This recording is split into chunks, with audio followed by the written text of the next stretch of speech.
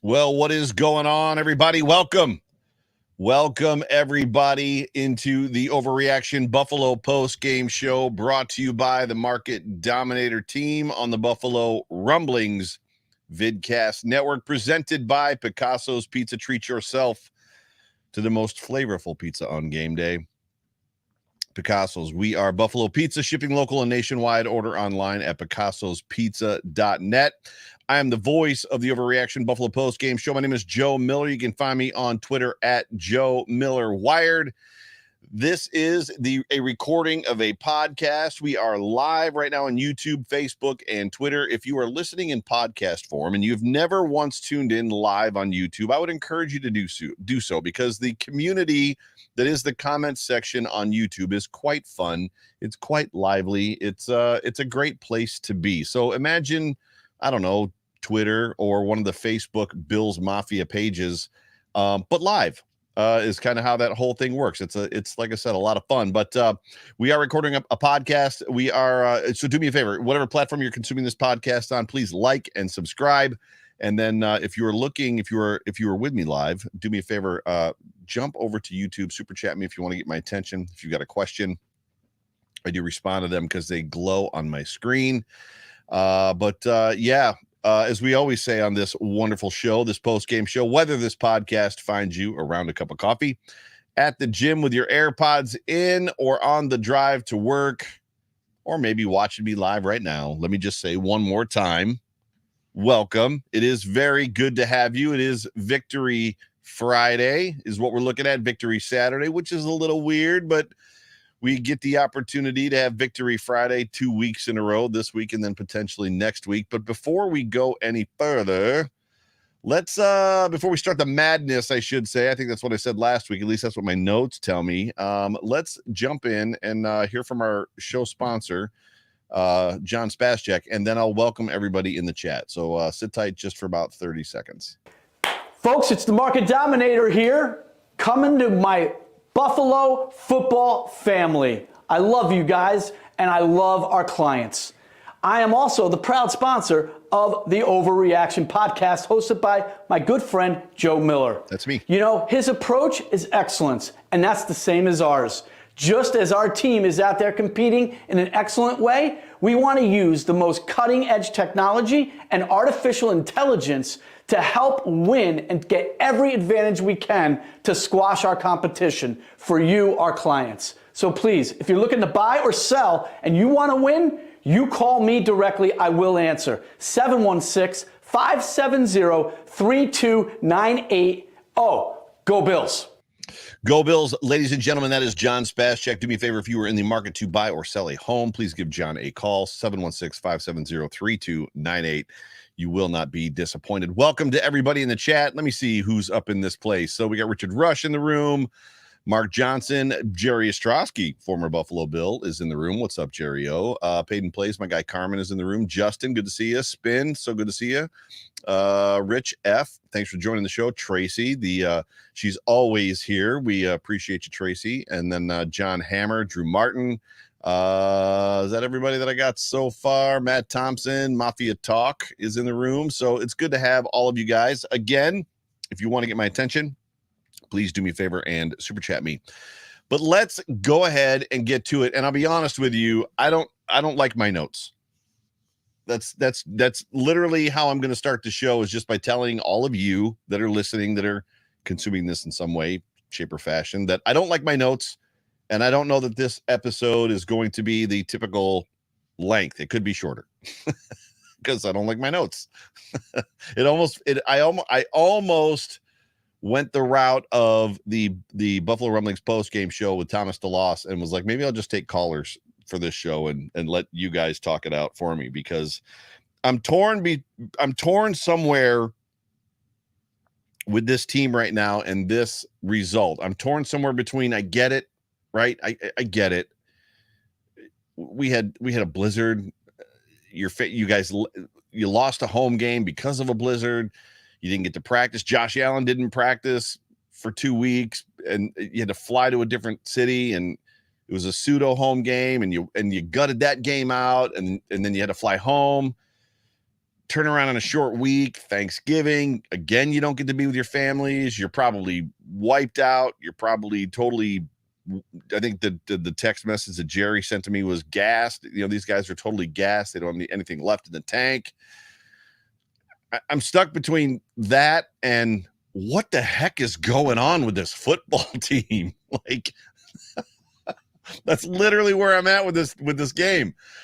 Somewhere between I get it and what is going on. People are texting me and DMing me and saying, how's the show going to be tonight? One person said, bring the heat. Another person said, good luck. And another person said, take it easy on them. And I responded to everybody that DM'd me or texted me. I was like, I don't know how I feel. Legitimately don't know how I feel. I feel like the Bills escaped this game. Is that fair? Is that fair to all of you? Is that fair to the former football players in the room? Is that fair to the former professional athletes? Is that fair to the new Bills Mafia? Is that fair to the old Bills Mafia? Is that fair to everybody that the Bills escaped this football game, right? I mean, that's where we're at. They escaped. Right?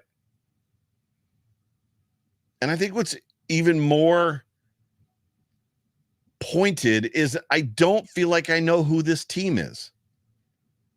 And I know that there's a lot of injuries. I know that the defense is there's the amount of injuries that are stacking up on this team. And we had heart stoppers, from Von Miller going out with a knee injury and then finding out after the game that he walked out without crutches, without a cast, and he was under his own power, was great. And then there was the moment where Stefon Diggs, when Tanner Gentry, you want to get me started? The Buffalo Bills, and I've said this since the final roster was made, put a huge gamble on this idea that we only need 2 boundary receivers, a special teams ace in Jake Kumaro, and then Isaiah Hodgins on the practice squad. Those are the only boundary receivers we need. And a whole bunch of Bills Mafia came at me. Oh, Khalil Shakir could be a boundary receiver. Jamison Crowder could be a boundary receiver. All these guys. We got Isaiah McKenzie could be a boundary receiver. Guess what? Khalil Shakir is not a boundary receiver. Isaiah McKenzie is not a boundary receiver. And Jamison Crowder's done for the season. And oh, by the way, Isaiah Hodgins is now gone. Jake Kumaro is on IR. And Tanner Gentry is now your third boundary receiver who just about got Stefon Diggs cut in half in this football game. Tanner Gentry. I know that Josh and Tanner played at Wyoming together. I know that they're friends. I know they're great friends. I know they vacationed together.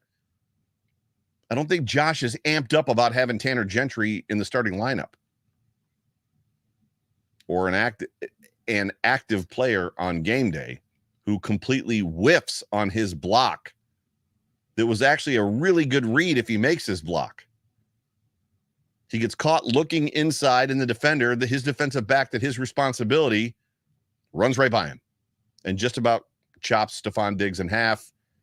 And all of Bills Mafia is like, there wasn't a one of us that inhaled for probably about 2 minutes straight. Tanner Gentry.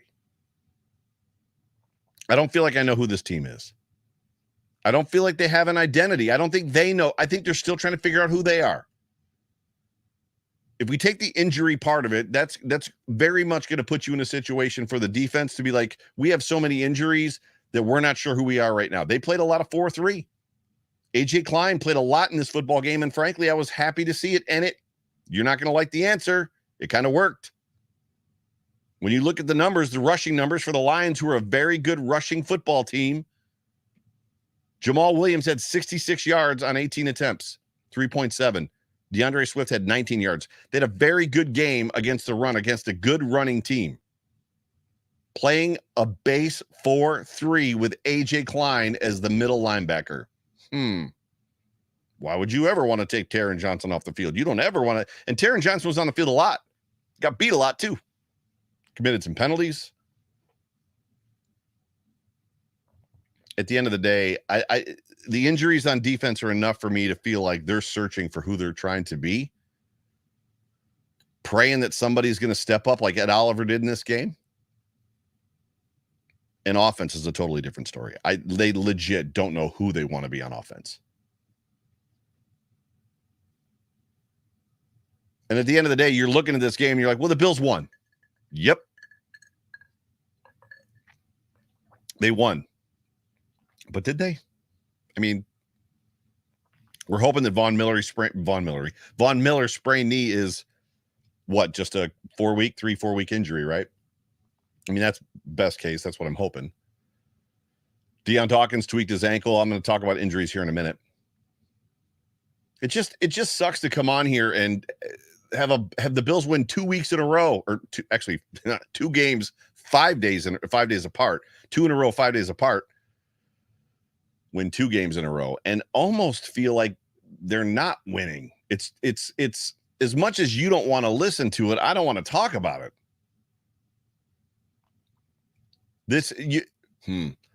I want to be careful because I'm not a Debbie Downer. I'm not a hater. I'm ever the optimist, and I'm the guy that finds the best in everybody, generally speaking. Ask Jay Spence the King. It drives him crazy because he wants me to like light people up. And I'm like, well, that guy's actually a really nice guy.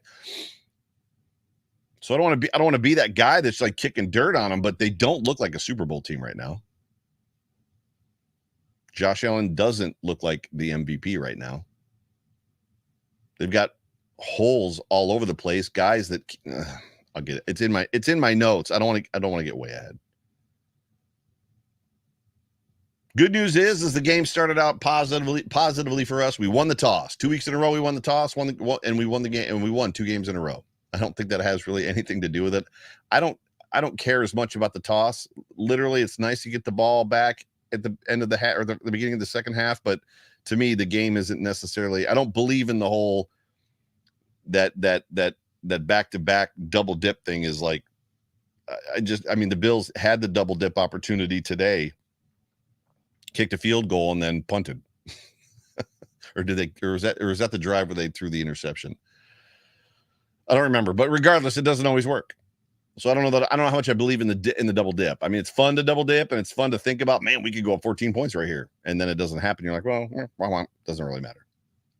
The Buffalo Bills 7-3 coming into this football game, getting off the schneid after a 2-game skid, win versus the Browns in Detroit, head back to Detroit. And the Bills needed this game. We talked about it yesterday on the Hump Day Hotline 3-man rush mashup. We all kind of decided that this game wasn't super duper important for the Bills to win, but the Bills need to keep pace with the Chiefs. The Chiefs have a pretty butter schedule. We're not too worried about the Dolphins. And if you missed the show yesterday, Jay Spence the King made a very solid, awesome point when he said that he's not worried about the Dolphins because the Dolphins have 4 incredibly difficult games in front of them. Obviously, us at home. They've got to play the Chargers. I can't remember who all the 49ers, I think. There's like 4 really difficult games that the Dolphins have. So the Dolphins' schedule is going to pretty much take care of itself. The Jets, we know where the Jets are. The Jets are in the toilet. And the Patriots are playing right now. The Patriots are always that annoying little nephew. The Patriots are always going, even if they have a trash quarterback, the Patriots are always going to be the annoying little nephew that if he gets the right opportunity is going to hide behind the couch perfectly and trip you and knock you over. Like he's just that annoying little punk kid. That's who the Patriots are. But at the end of the day, the team we got to keep up with is the Chiefs, right? That's who we've got to keep up with. So in my opinion, the Bills needed, I agree they didn't need to win, but in my heart of hearts, I felt like they needed this win. This win was important. Short week of practice again, after Snowmageddon. And you had to wonder how it was going to affect this team. How are they going to respond? And it's safe to say that the last 10 days for this football team very much affected the way they played in this game. And that goes back to what I said. I'm stuck between I get it and what the heck is going on. They were beat. They were beat to the ground. I forget the sideline reporter's name, but she said she reported late in the fourth quarter. The Bills had the football. I think they were driving at the end of the game, and she reported that to Tony Romo and to Jim Nantz, the sideline is dead, flat. They're in a position where they're driving down to either I think tie the game or take the lead or tie the game or whatever it was, and she's like, yeah, the sideline's flat. These guys are they're just totally like out of it. And Stefon Diggs, of all people, is the guy running around trying to pump guys up. Stefon Diggs there's a reason he's a captain. There's a reason he's a leader. And he took a measure of heat last week, 5 days ago, against the Browns for needing to hug it out with McDermott. But I don't know that he was necessarily copying a bad attitude. I don't know what was going on, but there's a measure of responsibility that Stefon Diggs has for this win, for keeping guys' heads in this game, being that mouthpiece on the sideline, keeping guys up. With the sideline reporters like, yeah, that team's flat. This sideline is dead. You're in trouble. So we know they were gassed. We know they were beat. Again, we know the injuries didn't help. Greg Rousseau didn't play in this game. Tremaine Edmonds didn't play in this game. I hate the rope-a-dope that we get from the media and from the players. Mitch Morse didn't play in this game.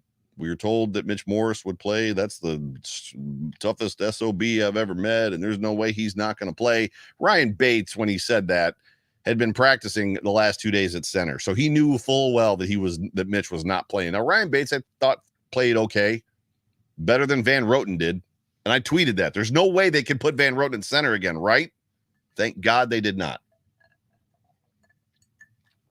I would make a case right now. The reason the Buffalo Bills are 8-3 and not 9-2 against the Dolphins is because somebody told them that Van Roten could play center instead of putting Ryan Bates at center and Van Roten at guard, where I believe he plays. I thought Ryan Bates did admirably. My brain is not working. He did well. We'll just say he did well. No more big words for Joe tonight. I got a belly full of turkey. I got some alcohol in me. No more big words.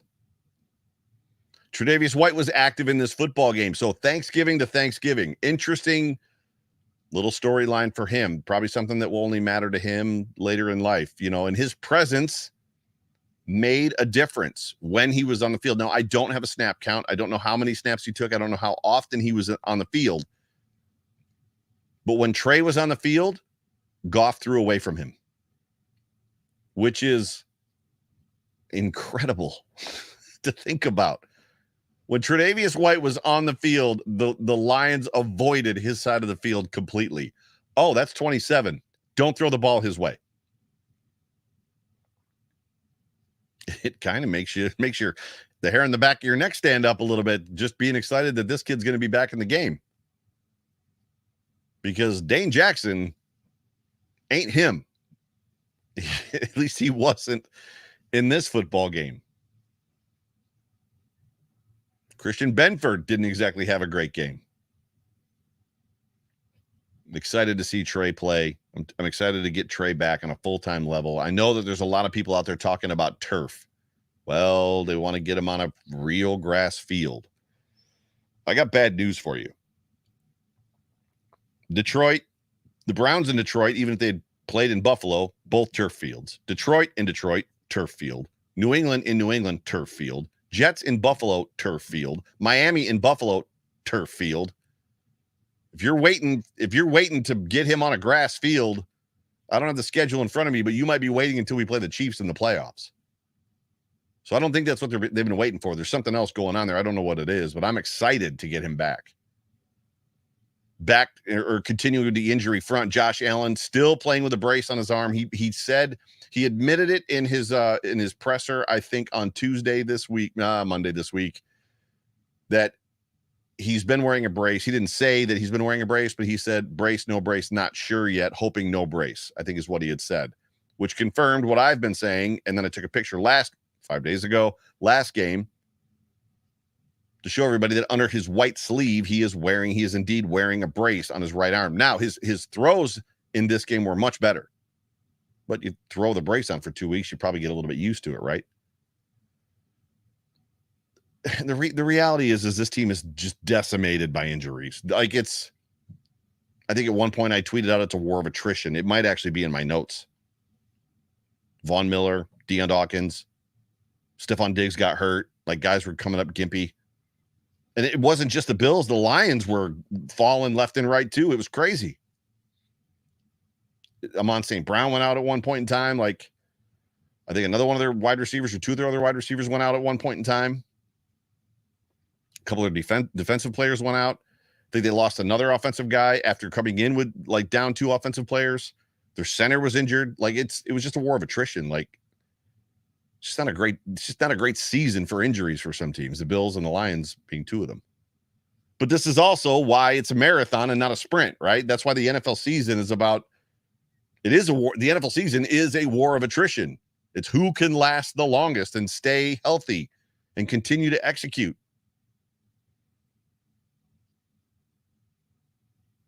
And when you talk about execution, I get it, right? For those of you that have joined late, I'm stuck between I get it, I understand what we're watching, I get it. I'm stuck between I get it and what the heck is going on. Because you've got the I get it part that is, you're tired, family stuff going on, and snow, and injuries. And then the what the heck is going on is the execution part. This team had chances to win this game, opportunities to put this game away, and they just didn't do it. But Joe, they won. I know they won. I'm not, and that's the hard part about this. Like I said, I want to have a conversation about, I want to be excited. Woo! Got our first super chat of the show. Peyton, thank you so much for being a part of the show. Brother, you know I appreciate you, and you know I love you. In 2 weeks, the Bills endured a national disaster, a fluky illness. Oh, I forgot. I didn't even talk about the illness part, the weird illness that took 5 or 6 players out of practice, that took several key players out of practice, more injuries to key players, and came out 2-0. I don't believe the 2021 Bills do that. Happy Thanksgiving. That is a solid tweet. And that's literally, so Peyton is in the I get it camp. I get it. Like, you guys came out 2-0. Fantastic. Rock and roll. I can live in that space. I want to live in that space. But every time I live in that space, like, what creeps around the corner is, what the heck is going on, though? And then I live in that space for a while, and then what creeps around that corner is, okay, I get it. And then it's just around and around we go. Jessica Tennis says, I'm a spoiled Bills fan. I don't think I am. I don't sit during Bills games like confident that we're going to win every game. I don't sit there like, we got this. Like I told you guys last week, in the halfway through the second quarter of last week's game, I was like, well, the season's over. Like, I don't know what's going on, but this season's over. This team is not good. You guys are all blowing me up. Rick Weeb says, 8-3, bro. I know. I said I get it. I don't know what you want from me. I think I'm doing a pretty good job of explaining my position. I think I'm doing a pretty good job. It would be unfair for me to be ever the optimist. At some point in time, and my check with me is always Joe Marino. And generally speaking, when I am on the saucy side or the snarky side or the salty side of a W, Joe Marino's generally right there with me. So if I'm a betting man, when I pop on Joe Marino tomorrow morning, Friday morning, he's going to be in the same boat I'm in. But anyways, let's move on. Let's talk about the game a little bit. So every year, it seems like we get a McKenzie game. And this year was the McKenzie game, right? And I think the big overlying problem is there's been a lot of conversation and talk about Isaiah McKenzie is the fact that we get one game. This is the game. Hey, we got the game. And Isaiah McKenzie played a good game. He had a touchdown. He was wide open. And Josh continually, when guys were open, was able to find the open receiver. But that speaks to the other part of that. What's going on? There's also a lot of guys that are not getting open. McKenzie got open in this game, and the ball found him. Josh found him a lot. This was, again, like that McKenzie game. The problem with the situation is it's never really more than one game with Isaiah McKenzie. It's always a game. And this was the game. And now we're probably not going to hear from Isaiah McKenzie for a couple weeks, 4 weeks, 5 weeks.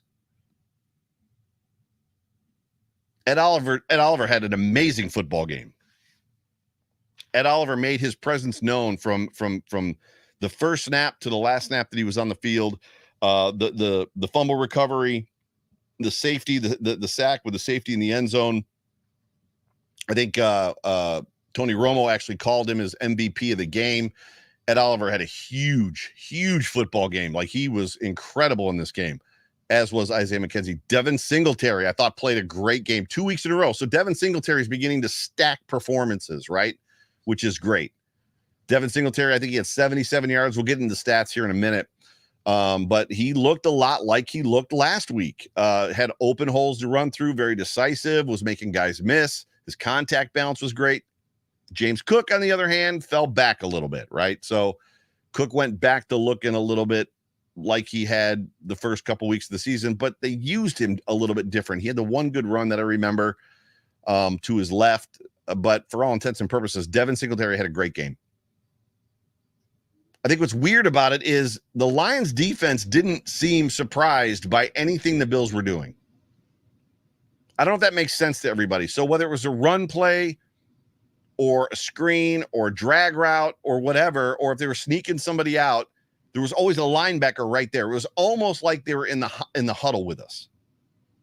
It was strange to me how prepared the Lions were for what the Bills were going to do against them. And let's be honest for a second about the Lions. As much as I'm talking about a win in some relative negative sense, this isn't our grandma's Detroit Lions. This is a very talented and very well-coached Lions team. They came in on a 3-game winning streak. They just beat the Giants, who are a good football team. They're a team that's surging.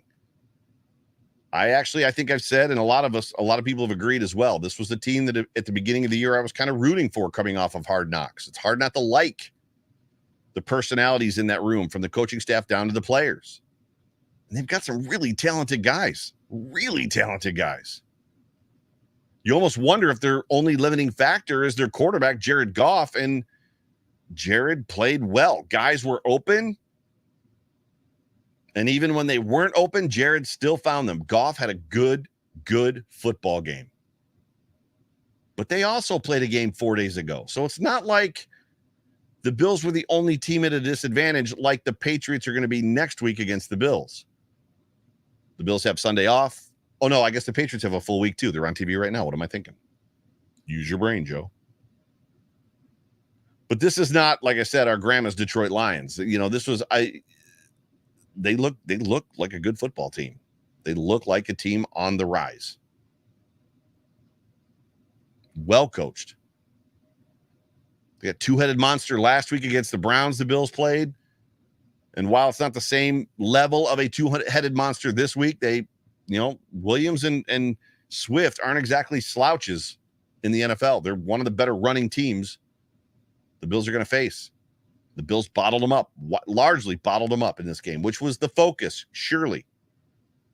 And that's what the story, that's what the narrative, the storyline is going to be coming off of this. We did not want to get beaten by Williams and Swift, and we didn't. And we won the game. I can get behind that. That's the I get it part. I get it. I get it. But as I said last week on the show, 5 days ago, as I said 5 days ago on Sunday on the show, I keep doing that. It's weird. It's weird to watch a football team that you have seen be so good on offense and just struggle. It's weird because you know what they're capable of and they know what they're capable of. The play of the game for the Lions. I'm going to give you what I feel is the play of the game for the Lions. That tip pass in the red zone for the interception for the Lions, and I forget who picked it off on Josh Allen, that kept the Bills from going up going up by 10 points by 2 possessions, was the play of the game for the Lions. That kept them in the game. 100% kept them in the game. But Jim Nantz ruined it. And this has got to be one of the greatest television moments ever in sports. Don't tell me about the announcer's jinx, says Jim Nantz. And then their kicker misses. It was unbelievable. Unfucking freaking believable. Like you can't even make stuff like that up. What if in the movie we have the announcer actually say, "Don't tell me about the announcer's jinx," when I say that he's not missed from inside of 29 yards and then he misses a field goal. It was incredible. At the end of the day, all that matters is that we're 8-3. All that matters, Bills Mafia, is that we are 8-3. I have a story of the game. I'm not overly sure that you guys are ready to hear it. Because some of you are going to get angry at me. I'm trying to figure out how I want to pivot. And some of you are going to agree with me so much that you're going to put me in the bandwagon of things that you believe that I didn't say, if that makes sense. But I'm going to say this. So I'm going to pivot away from that a little bit. There's a couple sequences in this game that even when a team is well coached, the Lions are a very well-coached team. They're learning how to win. They've got good coaches. They got good talent. They got good players. But even no matter how good your players are, no matter how prepared they are, no matter what they do, there's times when the coaches outcoach themselves. There's times when no matter how good your team is, it comes down to coaching, right? The Lions...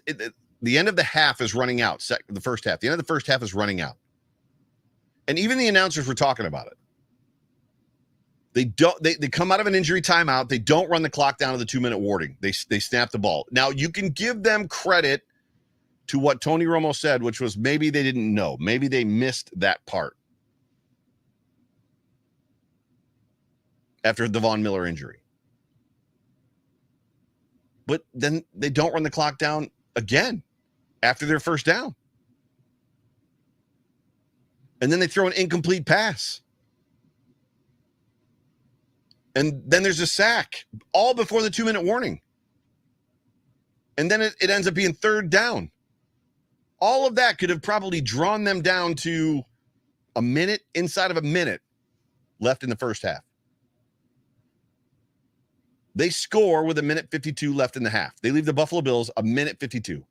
It could have been easily probably less than 30 seconds in the game.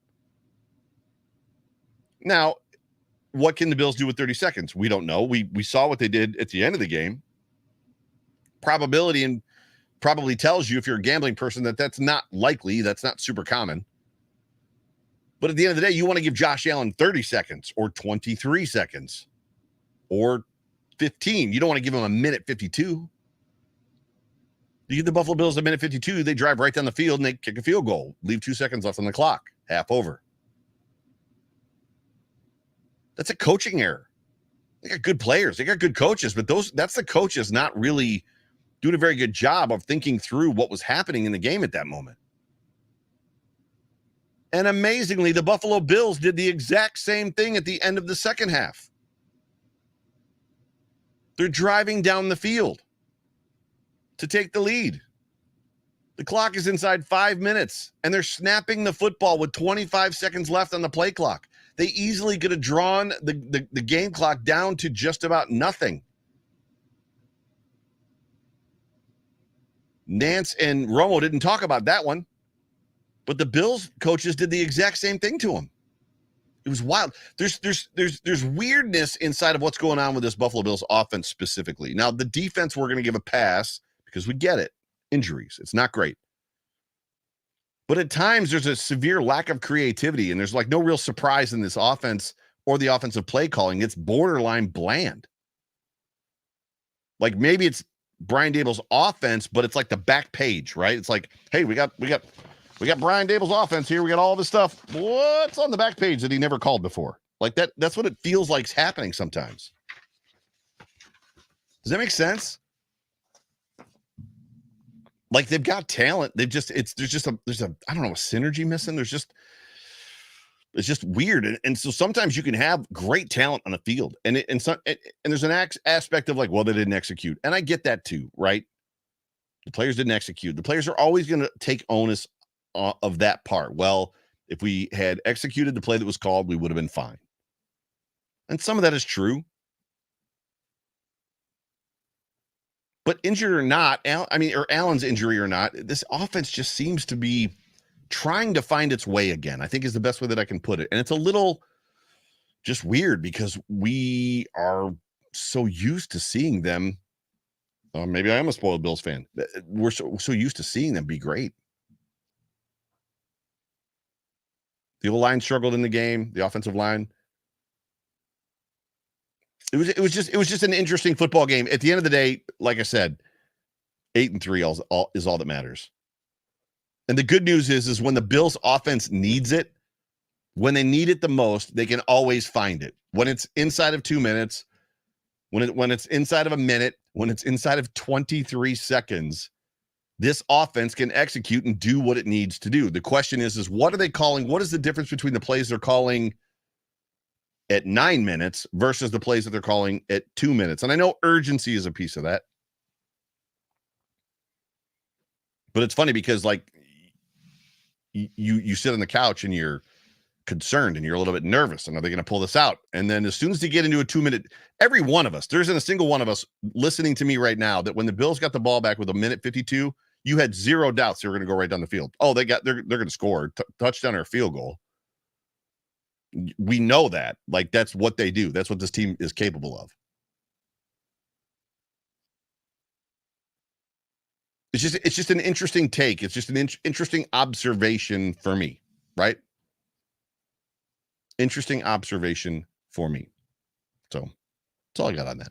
So no story of the game for this episode. That's just what I'm going to leave you with. A brand new 2023 Trail Pass from Western New York Beer Trail is now available. The 2023 Pass is bigger and better than ever.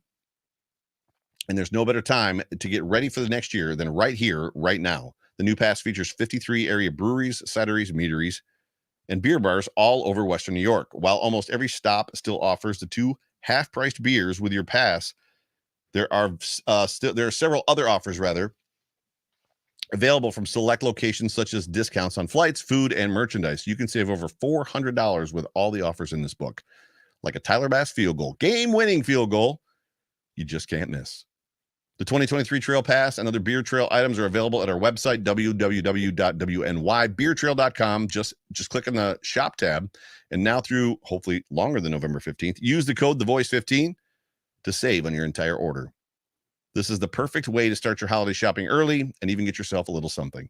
We at Western New York Beer Trail are proud to support everything local, craft beer, small business, local charities, watch for meetups and fundraising events along the way. Western New York Beer Trail, drink local, support local. We will see you on the trail. Do me a favor, jump over to westernnewyorkbeertrail.com and get yourself a beer trail pass. Bill stats. They weren't bad. They were good stats. It's just a weird game. Like I said, I get it. I'm stuck between I get it and what the heck is going on. And I don't fault me for that. Josh Allen was 24-42, barely above 50%. 253, 2 touchdowns with an interception. And a lot of the balls that he threw were into coverage, right? I mean, the guys were not getting open. Rushing, Josh Allen was 10 of 78, 7.1 or 7.8 yards per carry, per rush rather, with a touchdown. It was nice to see him get back in the end zone. I think that rushing touchdown that he had is going to pay dividends in the games to come because defenses are now going to have to scheme for him running the ball inside the red zone again. Singletaries we talked about. I was wrong. He had 72 yards, not 77. Still a good day. 5.1 average from Devin. Isaiah McKenzie was 2 for 7. James Cook 2 for 4. Receiving, Isaiah McKenzie had himself a day. 6 for 96. He had himself a day today with a touchdown. You go, little Ike. Stefon Diggs hung in there. 8 for 77 with a huge catch inside of 23 seconds. It was awesome. Amazingly impressive to see the Bills do what they did inside of 23 seconds. Gabe Davis was 4 for 38. Dawson Knox 2 of 17. James Cook 2 of 14.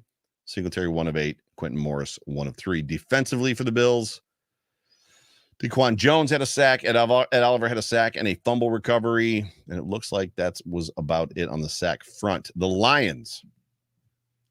Jared Goff was 23 of 37 for 240 with 2 touchdowns.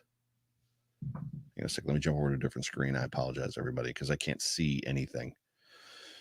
Jamal Williams was 18 carries for 66 yards with a touchdown, 3.7. DeAndre Swift was 5 of 19, 3.8. You like those numbers, right? Amon-Ra St. Brown had himself a day, 9 for 122. The Bills just couldn't find him and couldn't stop him. Khalif Raymond, 4 for 35. DeAndre Swift, 4 for 24. Basically bottled him up pretty much through the whole game. The entire team stats as far as offensively and defensively for the game, the Bills had 401 total yards. The Lions had 326. It was a great game. It was a well-fought game. I'm just left wanting. Passing yards, the Bills 237 to 230 for the Lions. Rushing yards, 164 for the Bills. It's funny because we call this, we not accuse, we talk about the Bills as though they're not a good rushing team. We talk about it all the time. But they've outrushed their opponents, I think, in the last 3 games. 164 to 96 this week. Yards per play, 5.4 versus 4.9. First down, the Bills had 28. The Lions had 22. Third down efficiency, the Bills 7 of 12, which is getting back to about where they should be, right? A little bit better than that. 8 of 12, 9 of 12 is where they want to be. 6 of 15 for the Lions, not great. Fourth down efficiency, the Lions were 3 for 3. Woof. And one of them was like for 2 inches. At the end of the day, the Bills got to be better defensively on fourth down. The Bills offense did not go for it on fourth down once. Total play 74 to 67, pretty even. Bills leading there. Sacks allowed 3 versus 2. Punts 4 versus 2. Penalties 5 for 36. And the Lions 3 for 32. Fumbles lost. The Lions had 2 fumbles lost. So I missed a fumble in my conversation. What fumble did I miss?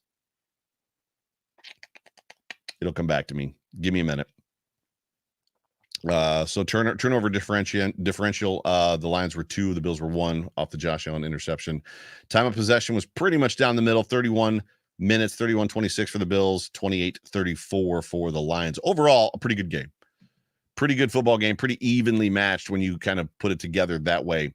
It was fun, right? This was a fun football game. A lot of what's the word? Not heart attack, but there was a great deal of like, I don't want to call them the cardiac kids, but there was an aspect that like, good Lord, what is happening? Like, are we going to win this game or not? So they kept us on the edge of our seats, right? This whole entire football game. Do me a favor. Jump on that like button. So if you're watching me live right now on YouTube, please like. And if you have not subscribed yet to the Buffalo Rumblings Vidcast Network, please subscribe and hit the little bell so you get notifications so you don't miss anything either. Let's get to the Dude Awards, and then I'm going to read the Mafia's tweets. First, Dude Awards. So just for everybody that might be tuned in and new here, Dude Awards for me are like arrow up, arrow down, or gold star, and I don't know, no, not gold star, or however people want to moniker. These guys did good. These guys did not do good. For me, it's the Dude Awards, and the good Dude Awards are, dude, good job. You were the man. Like, way to go, dude. And then bad Dude Awards are, dude, bro, dude. This ain't working. So I think you got the concept. First Dude Award we've talked a lot about already. Ed Oliver. Ed Oliver had himself a game again with the fumble recovery and then the safety in the end zone on the sack of Jared Goff. What a good game. His presence was felt the whole game. I thought Matt Milano got my second Dude Award. I could have put Isaiah McKenzie here, probably should have. There's just something. Matt Milano missed 1 tackle, and had he made that tackle, it would have made a difference in the game. But for all intents and purposes, this kid is just, he's lightning in a bottle on the football field. Matt Milano played well again, I thought, in my mind. I probably could have honorable mentioned Isaiah McKenzie here. And the last one for me, I'm going to give the last Dude Award to Stefon Diggs for keeping his head in the game, keeping his attitude right, and basically keeping Josh and the rest of the players in the game. Stefon Diggs showed up like a captain in this football game when he very easily could have just been like, this wasn't our game and everybody else is down, so I'm going to be down too. And I'm just going to let whatever they're dealing with affect me. He didn't. He imposed his personality. He imposed his will on the rest of the team, and it worked. He kept that team up. So Stefon Diggs is going to get my third Dude Award. The Down Dude Awards, dude. The first one's going to go to the offensive line. Again, I get it. Mitch Morse did not play. Deion Dawkins went out with an ankle. There was some shifting, but even before Deion Dawkins went out with an ankle, that offensive line was not playing well. Don't fool yourself. Don't give yourself the pass of, yeah, but Deion Dawkins was out and so was Mitch Morse. They were not playing well. Jerry O is still in the comments section. Ask him. He will tell you that offensive line was not playing well at all. Spencer Brown had one of the worst games he's played in a while in a Bills uniform. Second down due to award for me is Ken Dorsey. He's going to have to be better about flow and situational awareness in the game. And he's going to have to find plays that this team can run that defenses aren't expecting, because the Lions defense was in his back pocket this whole game. There was a moment in the game where I was like, are they listening to our radio calls? Like, what is happening right now? Did we leave a playbook behind on the desk that they got when we left the stadium last week, and they somehow memorized it and know what's happening every single time we run a play? Because it was interesting, to say the least. And then my last down due to award goes to Dane Jackson. Dane just didn't. I love Dane Jackson. I don't agree with Tony Romo, who said that he's going to be a superstar in this league. I like Dane. Dane's a nice player. I've been a Dane Jackson fan since he got to Buffalo. He's one of the surest tacklers, along with Matt Milano and Tremaine Edmonds, on a defense that's not very good at tackling. And we'll just, people have been saying it for a long time, and I'm probably there. I'm probably officially there, that this is not the best tackling defense in the NFL. But Dane is generally a sure tackler. He's generally a pretty good cover corner, and he didn't have the best game. And he was the benefactor negatively a couple times of Tre'Davious White being on the field, and they were like, we're going to throw at that guy instead. And unfortunately, Dane, he just had some challenges, right? It just was what it was. So yeah, but those are my dude awards. Whether you guys agree or not agree, I hope you agree with me. I hope you understand where I'm coming from on those, but it's always fun to do the dude awards. Yeah. Reading of the tweets. So I sent a tweet out after the game. The Buffalo Bills escaped Detroit on Thanksgiving Day, making it happy. So this is a happy day, right? Victory Friday is what we had. Victory Saturday is Victory Sunday, Victory Monday. How's that win got you feeling, Bills Mafia? Reading your tweets live tonight at 9 p.m. on the Overreaction Post Game Show. And as always, the Mafia was up in its feelings. That's why I love you guys. We're always up in our feelings. C-Dub Bills Mafia at Chris Wells 73. The Bills need to heal up, but are finding ways to win. Surely they're also finding ways to lose those games, but they're not. So basically, they're finding ways to lose, is what he's saying, but they're not losing. Like they're not always doing the best they can. Not the best they can. They're not always doing the things that can help them win. I'm trying to figure out how to paraphrase that so it makes sense. But Chris hits the point. A win is a win is a win. Bring on the division games and let's lock up another AFC East title. And that's the reality of what's in front of us, guys. Go Bills, he says. Hashtag Wildest Dreams Land. By the way, there is a Wildest Dreams Land t-shirt out there on the market. They come in red, blue, and gray, I believe. You can get them at buffonweck.com. Buffonweck.com. You can go get a Wildest Dreams Land t-shirt. Do me a favor and do that because it supports me. Appreciate it. Leon Brooks at L Antonio 84. They continue to find a way to win when key players are hurt. So we see the I get it, right? These are the I get it tweets. Let's hope they can get healthy while the Streams Land continues on. Johnny O at JD777-42869. I was at the game and it was nerve-wracking the whole game. A win is a win, but offense is struggling and injuries might hold this team back this season, unfortunately. Again, and I get it tweet. So I think we're all in the same boat, right? Jeff Hartman at Go Bills 1958. Allen is bad again, except for that last throw. I disagree. I felt like Allen had a lot of really good throws in this game. The throws he made to McKenzie, the one in the end zone was fantastic. There was a couple throws to Gabe Davis that were fantastic. Allen had some really, really great throws in this game. Dane Jackson, bad again, can't run the ball. I disagree with that. The Bills rushed for 164 yards in this game. I'm clearly not on the same page as Jeff Hartman. More injuries, but somehow, thankfully, won. Not a top 5 team right now. Peyton, who's in the comment section and super chatted me, everything is going great. And So your tweet to me, Peyton, and I wish I could show you guys. It's the GIF from The Naked Gun where Nielsen, is that his name? Leslie Nielsen is out in front of the exploding building going, there's nothing to see here. Please disperse. Oh, I love it. So it's amazing how a couple hours. So clearly, no, you just posted this 3 minutes ago. Wait a second. What is happening right now? Peyton, I'm confused. You have confused me completely. Unbelievable. Love you, bro. Super Bowl LV7 or LVII champ Saxa Dave, all the way from the UK. This is funny. I read this earlier. Had to watch the missus give a speech at a charity event. Love the Bills, but the missus scares me. No idea what happened, except that we won. Sorry, and go Bills. That's awesome. We forgive you. 207 Bills fan at Reed_Levine. Big dub. Had to sweat this one out and miss Thanksgiving dessert, but 2 wins in 5 days is a great thing. Not going to overthink it, but there's so much talent on this team. Love it. I love the optimism. I love the just kind of where you're coming from. Excuse me. Bill S. CRZY Bill at CRZY Bill. The game was like the highway scene in Sicario. I haven't seen that movie. You had no idea who was going down. Oh, that's scary to think about. Prayers for Vaughn. Trey's back is great. Josh looked improved from last week, which he did. That's true. Offense and injuries are concerning, but it's a win. Go Bills. I'm loving the feels. I'm loving where you guys are at. Jerry Tobin at Jerry Tobin 88. Glad that Josh got those few extra yards prior to the kick. Seems like it would have been a miss otherwise. I don't know. I mean, perspective and sight lines are weird. It's easy to say that if that was 5 yards deeper, he would have missed it, but you don't know. It's always like it's the way the camera angles are always weird. James Alexander Perks at Mr. J Perks 6789. I'm running out of breath. Breathe. We don't do things the easy way, do we? There is definitely some sort of curse on us.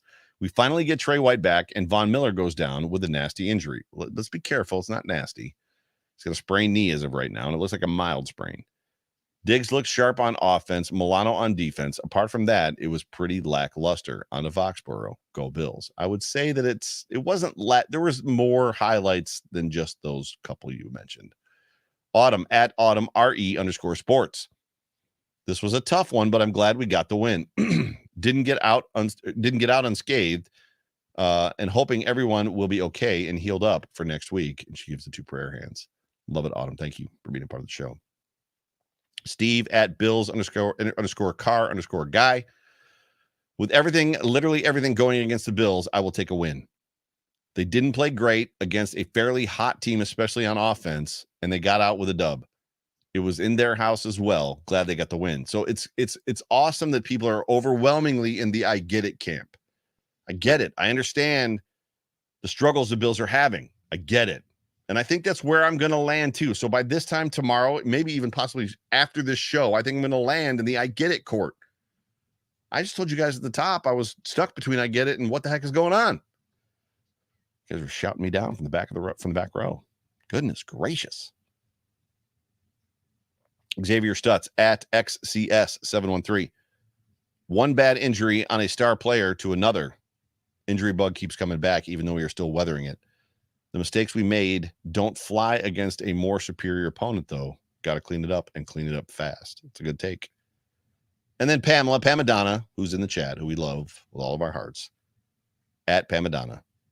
This team will be the death of me. Those of you that are shouting me down are in my overreaction post-game tweets, effectively in the same page that I'm on. I love you, Bills Mafia. It's so funny. This is a fun question. Mafia Talk ABFP asks me, how do you feel about these halftime shows? Well, it's funny you should ask. And I'll leave you guys with this one. I'm a professional musician and have been for about the last 25 years. So what does that mean? What does it mean to be a professional musician? Well, I'm a former recording artist. Yes, that means I signed a recording contract in my younger years and I did a bunch of touring, and I have for 25 years made money playing music, and at times quite a bit of it, where it was my only job. effectively playing music, or one of the primary things I did was play music. I still, to this day, earn money when I play music. So I feel like I have the right to have an opinion as it pertains to this. Now, I'm a vocalist. I'm a singer. The track that you hear when this show starts on YouTube and the track that you hear when this show ends on every platform is my old band, and it's me singing. I sing. That's what I do, and I play guitar. There's times when halftime shows get very disconnected from me because it's very much I don't understand what I'm watching because of whatever it is that they're trying to present. And then on top of that, the person is lip syncing, which there's no need in 2022 to lip sync unless you can't sing. And this not only goes for halftime shows in the NFL, but it goes for concerts on Fridays on the Today Show.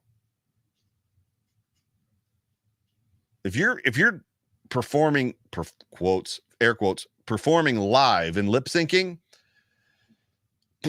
the amount of respect that I don't have for you is overwhelming. So let's take the first halftime show, the Lions game. I don't necessarily know who she was. I know a bunch of her songs because I've got two teenage girls and they were pop songs, right? She was lip syncing. Part of the show was interesting to me, the production value of it. However, nobody in the crowd could see it because it was up in a weird corner of the stadium.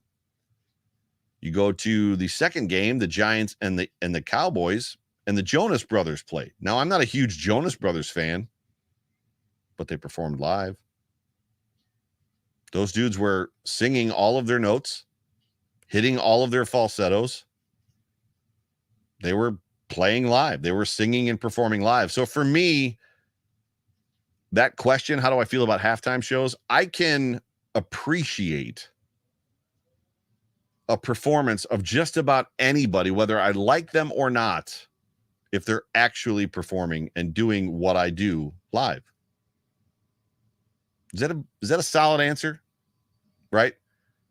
So, and I remember it was lip sync year after lip sync year after, like, year after year after year after year. It was lip syncing until Aerosmith, right? Aerosmith came out, and I think Britney Spears was on the stage and Justin Timberlake, and they sang live at the halftime show, whatever year that was. It was awesome. And then after that, a whole bunch of people started singing live. And then some people didn't. And at the end of the day, the greatest halftime show ever, and people are going to debate this, and they always do. And I can get down with a couple of the other thoughts, one of them being Michael Jackson. But the one for me is Prince. I don't know how in the world you could ever vote against Prince singing Purple Rain live, playing the guitar live in front of all those people on national television in the pouring rain. It was poetic. It was amazing. So I'm all for halftime shows. I want to be entertained. I love production and I love music, but I want it to be real. Does that make sense? So that's where I'm at on that. So that was a long answer to an interesting question. Finally got our last super chat. I got another super chat in here from Jessica Tennis. Jessica, thank you so much. That halftime show was seizure-inducing. It was. All the strobing was not great. Ray Collins says, Milli Vanilli fooled a lot of people back in the day. Odd fact, I love Milli Vanilli. Milli Vanilli, the two dudes that faked Milli Vanilli aren't exactly my favorite, but I love, like, the songs that Milli Vanilli put out. I mean, that was when I was a teenager. I love Milli Vanilli. McKenna, my daughter, loves Milli Vanilli, which is even funnier that I've totally ruined her on music. She loves all kinds of music. She's a big music buff as well. Yeah, she's a Milli Vanilli fan. So Drew Martin says the Jonas Brothers weren't playing those guitars. At the end of the day, the guitar parts don't mean anything to me. So it's all about the vocals. The vocals are wildly different. The vocals are, as a singer, completely different. Ladies and gentlemen, thank you so much for tuning in to the Overreaction Buffalo Postgame Show, brought to you by the Market Dominator on the Buffalo Rumblings Vidcast Network, presented by Picasso's Pizza. My name is Joe Miller. I'm the voice of this here show. Appreciate you guys. Love you guys. Listen, this is what's up. I have a new series of podcasts that are dropping on the Overreaction Buffalo Sports Network. So if you go to your favorite podcast platform and you type in Overreaction Buffalo, it's going to pop up. It's going to pop up with my logo, which actually looks like this, that little logo that's over there on the top right. If you subscribe to that 3 days a week, Monday, Wednesday, Friday, you're going to get 3 shows from me. They're shorter. They're only about 20, 25 minutes long. Mafia Monday, Wake Up Wednesday, Rapid Fire Friday, 3 different segmented shows. They got 3 different topics. Mafia Monday is a lot of what we do here. Wake Up Wednesday is some gambling stuff and me picking the games for the week and some Bills news. Rapid Fire Friday is me interviewing people. First week I interviewed Joe Marino. I fired 10 questions at him. And then last week I interviewed Reed Ferguson. And then this week I took off because of Thanksgiving. But do me a favor, jump over there and find some more content for me. I think you'll enjoy it. But appreciate you guys. Love you guys. Here's to 7 days off. So enjoy the weekend. It's Thanksgiving. Happy Thanksgiving, everybody. Love you guys. Thank you so much for hanging with me. We'll talk to you later. Go Bills.